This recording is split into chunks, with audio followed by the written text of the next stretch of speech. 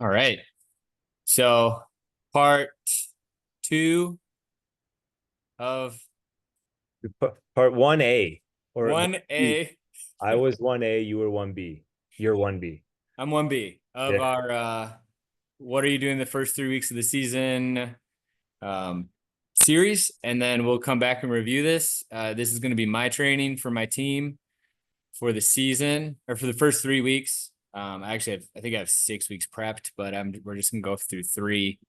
So I think one of the things that's important is to contextualize kind of how NCAA uh, practices work. So I get 144 days of practice for the whole season per athlete. Like each athlete can be coached 144 days. Yeah. So I split my season up into long jump, high jump, and then sprint jump hybrid. Do And within the 144, does competitions, are those included? that's competition. Okay. Um, I also have strength and conditioning days, which are similar to what you have. So it's strength and conditioning, can't put high jumpers over bar to call it a strength and conditioning day. And then that does not take away from my 144. And then we have voluntary activities, which is for us is our recovery day. Call Hmm. it a voluntary activity. So, so I am super constrained in my scheduling. So I'm excited to kind of share how that works. So let me Cool. do the old screen share here. All right. You can see that? Yeah. Cool. So this Monday. I'm in macrocycle 2, mesocycle 1, microcycle 1. Um, that might not mean a lot to a lot of people. For me, macrocycle 1 is just the whole summer. Macrocycle 2 is the whole fall. Macro 3 is my indoor season, and macro 4 is my outdoor season. So they're not equivalent time frames. They're just how I break things up. And then my mesocycles in season are 3 weeks, and my micros are 7 days. So this theme, so starting the day after Labor Day, you can see Labor Day is off that Monday. The day after Labor Day is our first official practice, and that is I have an LJTJ only. I have the high jump group. I have jump sprint, and then I have a one called the RM15. That is my kind of elite level male. 4 years in with me, looking to jump a national qualifier early. Then we're going to train to make finals at nationals. So he's on a little bit of a different program. So So yeah, day one, Tuesday, day after Labor Day, we're doing. I have our warm up unit, which I set up is pretty basic: thoracic activation, dynamic mobility, then a dynamic warm up. Dynamic mobility is your walking knee hugs and your sweeps and eagles and iron crosses and all that stuff. Yeah. And then we roll right into what I call acceleration plus drills. So you get to see two different versions of this. Maybe not in this week, although I think over in yeah, two different versions of this. We go an acceleration out for 10 meters, a drill back for 10 meters. So working on just basic acceleration postures. And this is how I I texted you yesterday, Nico, asking about acceleration ladders. This is how I develop our acceleration ladders. So I'm going to watch how they accelerate. I'm going to look at who's got first steps around what distances, and then start to build ladders based on that. Yeah. And, Okay. and week one is pretty boring. Almost everybody has the exact same thing. So there's no real crazy stuff in here. We do some rudiments. I got, one of my guys is going to do wicket runs, and that's because he's been doing wickets all summer. He had access to our facilities for the summer, so he would walk in, grab wickets, and set them up. So I know he's been doing them. Everybody else were in that period of I don't know what you did in high school. I don't know what you did this summer, which is like way less scary than the scary movie from the 90s. Um, so we do basic stuff. And then kind of at the bottom for the lifting units, you can see we don't even go in the weight room for the first week. It's out on the track. We're going to use some PVC pipes, and I'm teaching movements, clearing movements, making sure they know what a hinge is, what a squat looks like, checking athletes to see like, oh, you have a terrible squat pattern. Let's make sure we're always remediating what you do. So week one is not super, super exciting. Week two is kind of where it starts to get a little more interesting. So here, as this is constrained. This is Monday, my long jump, triple jump only. So these are men and women who are just going to long and triple for the most part. Monday, they go extensive. Tuesday, we have a neural day. Then they go Wednesday, Thursday, general day. Friday's a neural day again. Saturday's an extensive day. Sunday's always off. That's not necessarily my ideal scenario. And even less so, my high jumpers start Monday with a neural day. They go neural general, neural extensive general, and then extensive again on Saturday. That is 100% not my ideal scenario. Well, what's the constraint that led you to this? I'm sorry. What's the constraint that led you to have to do this? Having 28 jumpers. I felt that our neural days are really our more high technical days, and they require more coaching. Yeah. And so when I have high jumpers doing something high jump focused, I want to be able to work with them through that. But if I have 13 long and triple jumpers also working out at the same time, how much attention can I give to both? So essentially what I say is like on a high jump specific neural day, long and triple jumpers, I care about you. You're wonderful people. You're very important to the team. This workout is important. Do it right. But for the most part, I'm here to like answer questions for their workouts, but actually coach through the high jump workout. So that way I have, you can see long jumpers are doing an Excel complex of sled push, 2-point Excel, drop and Excel. Pretty basic. Yes, coaching on acceleration patterns is important, but everybody is doing acceleration at some point, and I will coach it throughout the week, but they probably don't need me there telling them where to put their foot, how to, position their hip in a specific way. High jumpers that day, we're working depth jumps. We're working circle runs. So a lot of work on a circle where we have to talk about rhythms, patterns, foot contacts. How is your foot relating to the ground? And I don't want to have that conversation on Monday. Then if you go back up to Tuesday for triple jump on a day that they're maybe doing standing triples, triple broads, standing 5 bounds, and we're actually talking about how to contact the ground. What is our posture looking like? What are we doing here? So I can't coach both those sessions at the same time. Yeah, absolutely. So couple questions on your nomenclature real quick. So unit 3 multi-throws, UHF. I see a UH, UH. What is that? Underhand forward. Oh, got it. Okay, cool. Yeah. So we go, almost all of them are underhand. So it's like underhand forward. I think high jumpers are going to go underhand up. Yeah. Underhand backwards.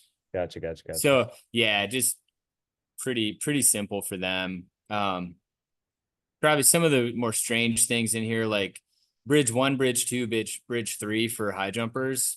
Super simple, like laying on the ground for bridge 1, heels on the pad, and bridge up. Bridge up onto your shoulders. Bridge 2, same deal, but bridge up onto your hands. Bridge 3, you're on the pad, you're doing a full back bridge. Yeah. And then we tuck the chin and pull in on that one. So yeah, you'll also see, like, let's see, on Monday, high jumpers go underhand up on multi-throws, and then they go lift their day one. Their day one lift is also going to involve either cleans, or athletes who aren't comfortable with cleans will start with cat squats and box jumps. So we'll combo those up.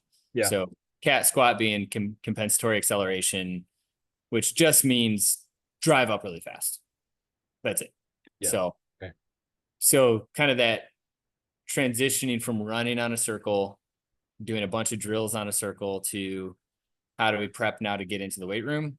We're going to throw the med ball up, and then move into a vertical based lift. And then on Wednesday, when they go into the weight room, they're doing med multi-throw underhand backwards at the end, and that is to prep them into a hinge movement. And then we go the other way. On Thursday, they pair acceleration ladders and underhand forward as their like potentiation into an acceleration pattern. Okay. So we're kind of trying to use that. I potentiate at different points there, just based on, are we going into the weight room? Are we not going into the weight room that day? And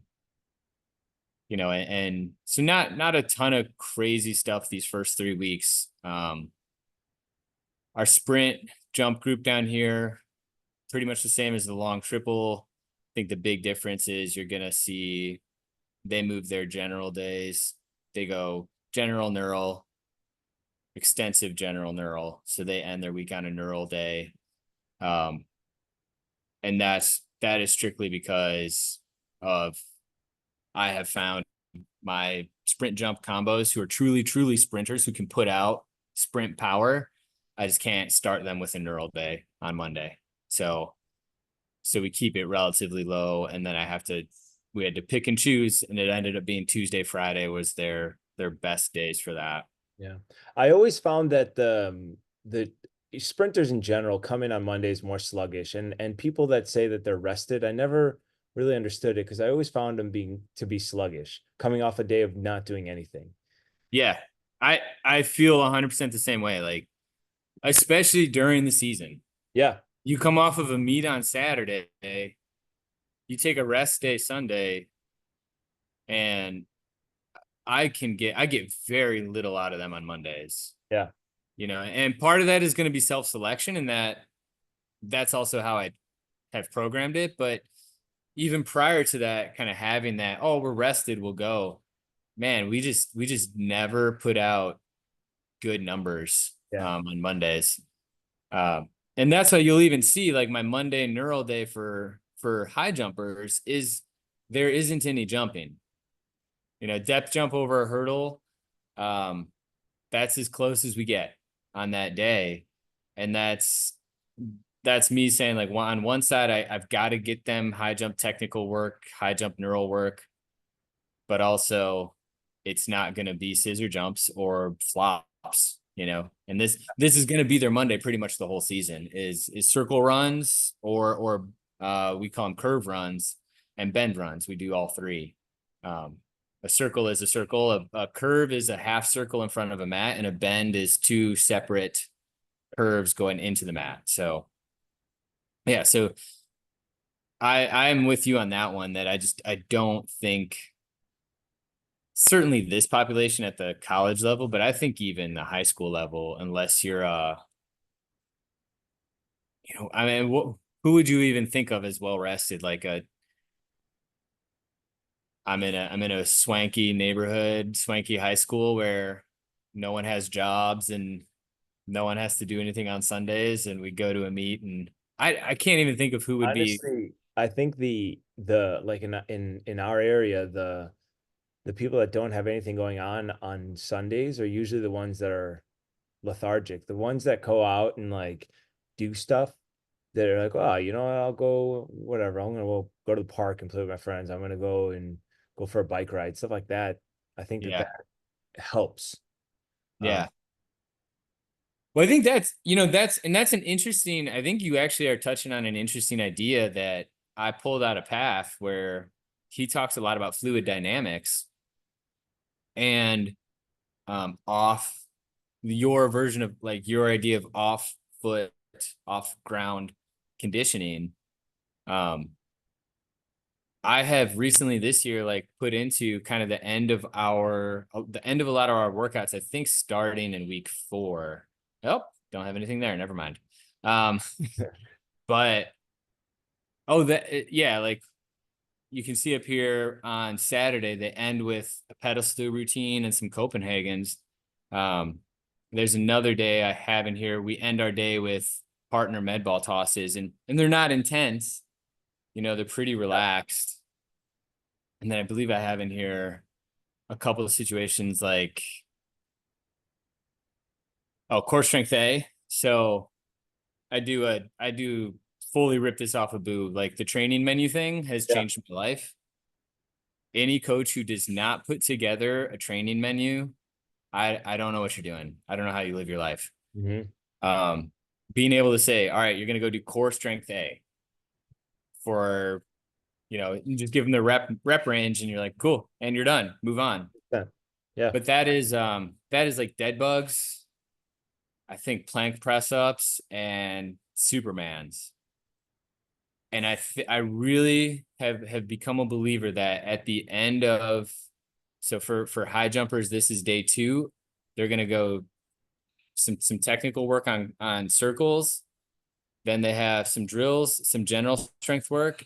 They end with that core strength stuff. I really think there's something to unweighted fluid hydraulic movements, like dead bugs at the end of a workout, just to, Yeah. like, you're not standing up, you're just kind of pumping the blood through and moving it. I think there's something to like that triggering better recovery down the road. But I know that that's also a cross crawl pattern, and there's a group of guys around here who they love cross crawl, and they will tell you it was cross crawl, fly tens, and taping your mouth shut for warm ups is going to solve all your problems. So And wearing colored glasses. So it's funny because the dead bug is an interesting one that I think we've ruined, because the dead bug, as it's all like laid out on the internet, is not a true crawl pattern. yeah, So we've kind of fudged that one up. I I agree with you on the fact that they need something, especially after like a really expansive day or a really compressive day. They need something to reset that system. We've yeah, on, the dogmatic views of doing less work has really destroyed the general athletic ability for athletes to be able to recover. A day yeah, off is very effective once in a while. yeah, Day off all the time after a really neural day, I don't think is a good way to recover. I think that structure, personally, if we're just talking about over the full season, if I do a really intense neural day, I'm doing 6x80s, all out efforts, yeah, 15 to 20 minutes rest, spike up, timed, all of that shit.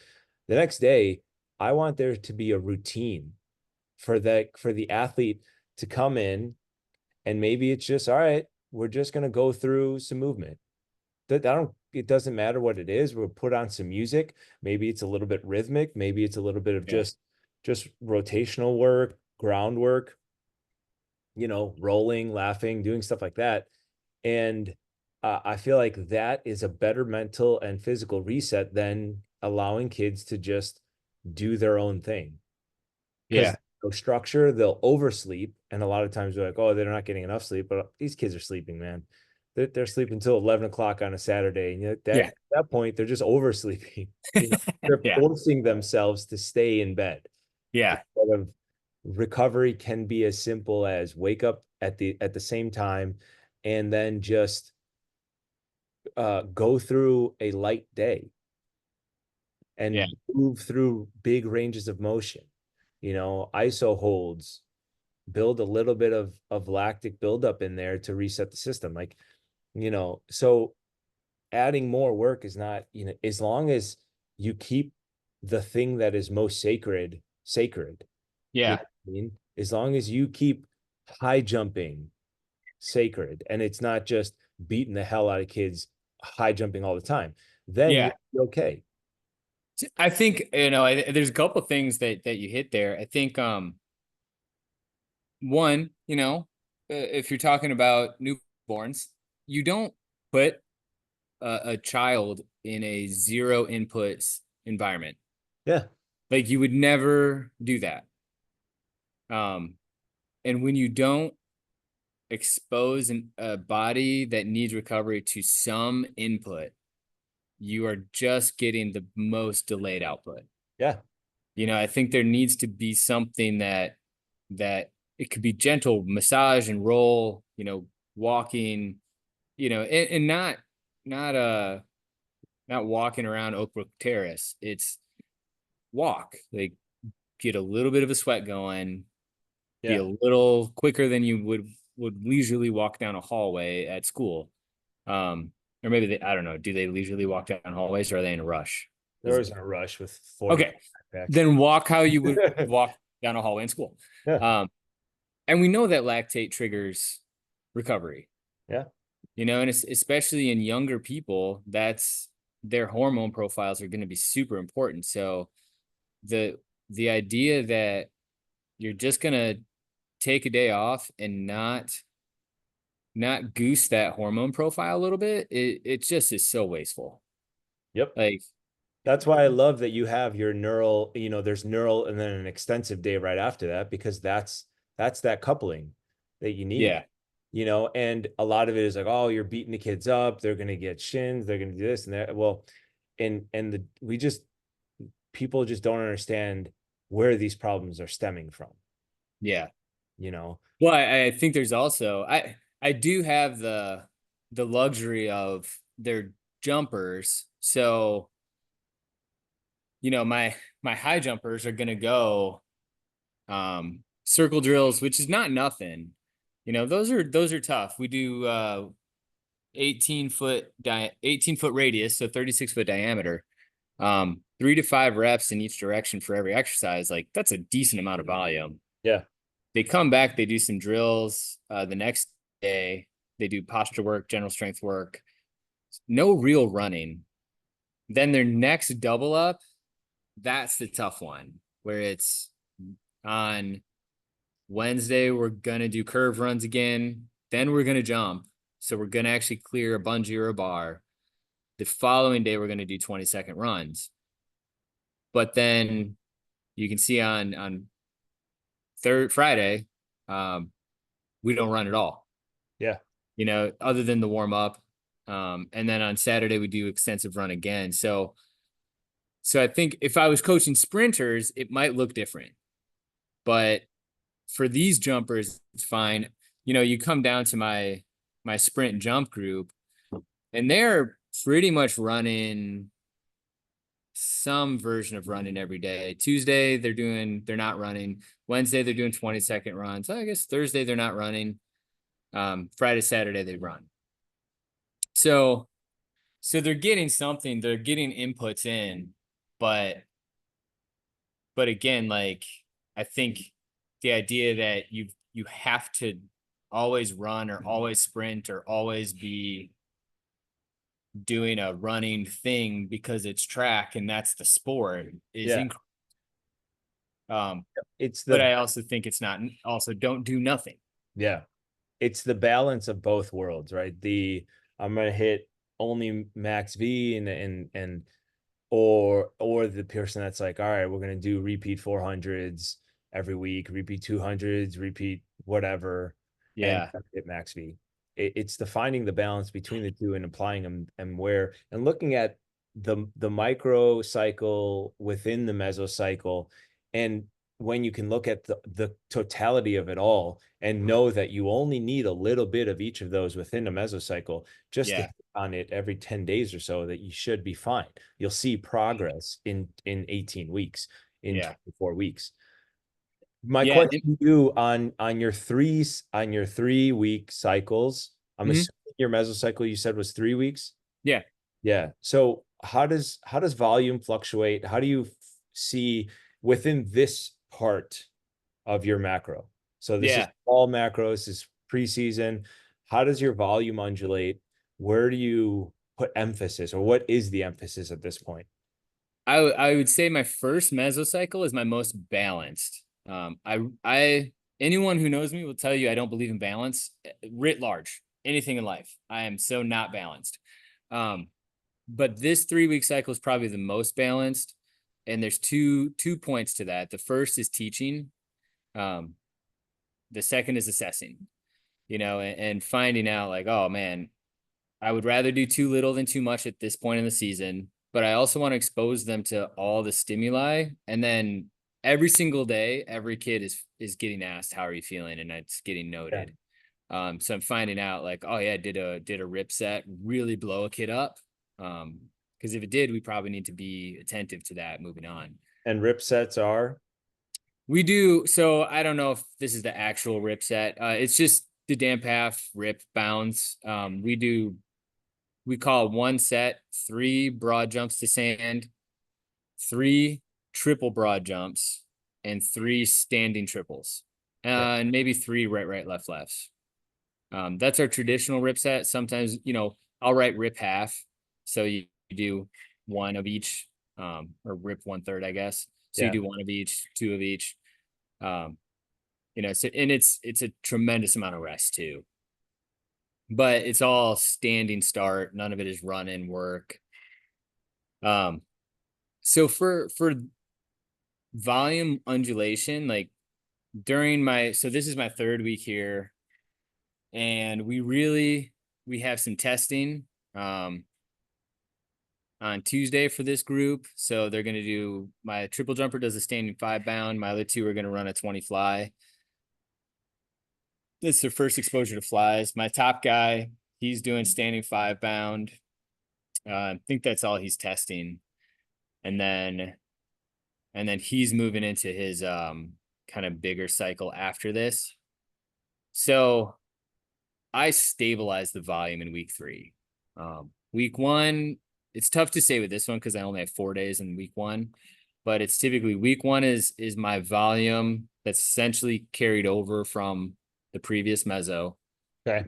Week 2, I will increase the volume of typically one component. So in the fall, my volume increases will typically be related to sprinting. Okay. So we'll go from 90-meter sprint, float, sprint. We'll work up to 3 sets of 2 over a mesocycle. Then we'll work up to 3 sets of 2 at 120, then 3 sets of 2 at 150, and that should have us done with all of the fall. And that I will increase. Then once we move indoors, my volume increases will typically be based on plyometric volume. Okay.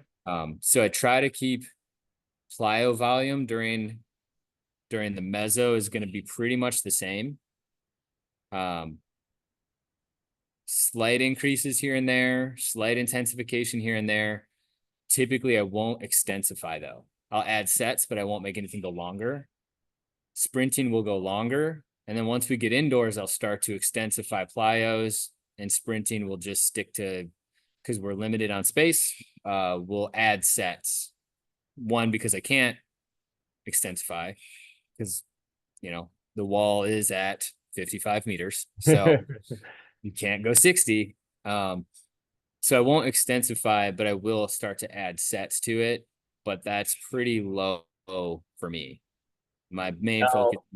I just want you to know that on a previous podcast that these 2 gentlemen spoke with Bob Thurnhofer, Yeah. he only had 35 meters and he bought a $20,000 1080 to increase max V. So, I mean, if you can't extensify, then just get a 1080 and Yeah. I was going to get 3. yeah, connect all 3 to one person. That's So 3 times the work. yeah. Yeah. My question to you is, in the ideal setting, if you had the opportunity to extensify, do you not extensify distance because of the constraint or because they're jumpers versus sprinters? Their primary focus is jumping versus sprinting. I don't yeah, if I was in an ideal scenario, so say I was some schmuck who got to coach down at like New Mexico or something. And I had beautiful weather in a track. I truly don't know that I would extensify distances. I might continue to add sets or reps. in super small doses. But I think I would still continue. It would just be we're going to increase the plyometric volume, and that's because they're jumpers. Um, and now that is also considering their competition. So when we are indoors and we're competing, I am adding volume plyometrically, but I during the week in practices it probably doesn't look that way, and that's because their competitions for most of my jumpers are very high volume days. If you're a good jumper for me who's gonna jump long, jump triple, jump 3 prelim, 3 final of each, that's 12 full jumps. And we do include, like, part of the warm up has a little bit of bounding in it, not a tremendous amount, but a little bit. And then going between jumps, we also do some transition drills where we work on the different takeoffs. So you're still getting a plyometric stimulus there. So, 12 full jumps plus run throughs plus warm ups plus transition drills, like that's a monster volume plyometric day. Yeah. And that with that in mind, that's kind of why I add volume to the plyometrics, because I'm like, you better be able to take that many jumps. Because sometimes it takes jump 6 of the long jump to win it. And then you're like, cool, I got triple locked up. And then you find out it's going to take jump 6 of the triple to win it too. Um, if you're used to doing pretty low volumes, it's going to be a hard day for you. Yeah. I like that concept because I'm thinking through my preseason programming. And if if I apply the reverse to what you're saying, and then increase the volume of plyometrics through the preseason, and then reduce the volume, or not necessarily reduce, but either maintain or maybe reduce the volume of plyometrics in season and focus on extensification of distances in running, or the sprint distances, then I think that there's an opportunity for growth there, and using plyometrics as a general training stimulus, Yeah. so that even new athletes can understand the necessary stimulus for the sprint stuff and not be at risk. I like that idea. Well, for me, it also came from our conversation about once you get outdoors, um, it's tough to put together a full week of training. Yeah. I think we've touched on that a handful of times, and I know I just kind of went through all of Boo's stuff on Altus, and he talks about that too. Like once you hit outdoors, you might only get one big training day a week and then a competition.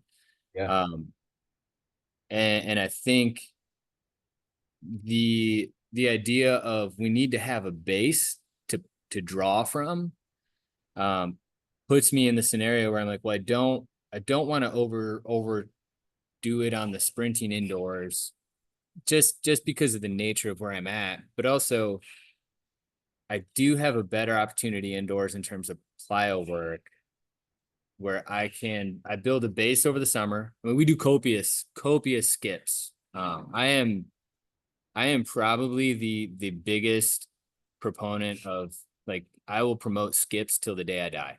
Yeah. And we do copious amounts of skipping all summer.